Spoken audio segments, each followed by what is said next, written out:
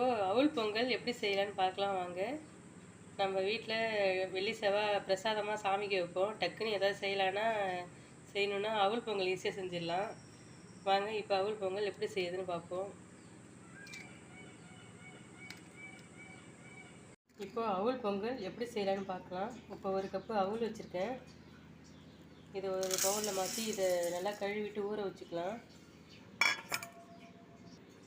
அதே கப்பில் அரை கப்பு பாசிப்பயிறு எடுத்திருக்கேன்.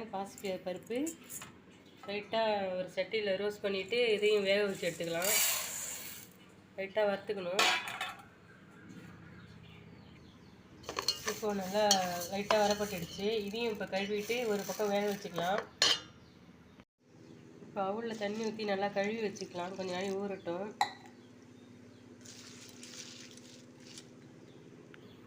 இப்போ ஒரு கப்பு அவுளுக்கு 3/4 கப்பு சர்க்கரை எடுத்திருக்கேன். இதை ஒரு பக்கம் காய்ச்சி வச்சுக்கலாம்.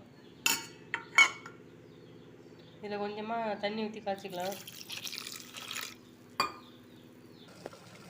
இப்போ பாவு நல்லா கொதிச்சுட்டு இதை ஆஃப் பண்ணி வச்சுக்கலாம்.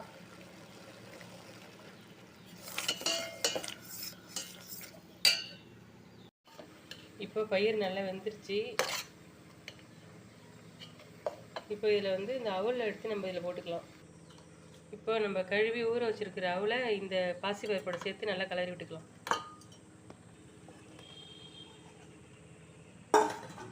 போட்டு நல்லா ரெண்டையும் கிளறிக்கலாம்.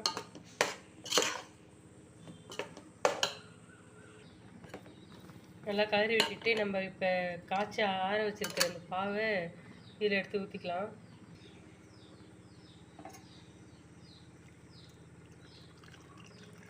ஊற்றி நல்லா கிளறி விட்டுப்போம்.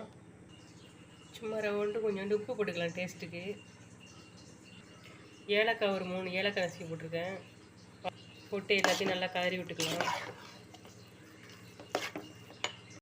இப்போ கொஞ்சமாக நெய் விட்டு நமக்கு எந்த அளவுக்கு தேவையோ அந்த அளவுக்கு முந்திரி பருப்பு, திராட்சை, இன்னும் நிறையா நட்ஸ்லாம் இருந்தால் சேர்த்துக்கலாம். நான் முந்திரியும் திராட்சையும் சேர்த்துருக்கேன். சேர்த்து நல்லா செவரை வதக்கி இப்போ நம்ம பொங்கலில் போட்டுக்கலாம். இப்போ முந்திரி திராட்சைலாம் நல்லா வெந்துருச்சு. போட்டு வேண்டியதான்.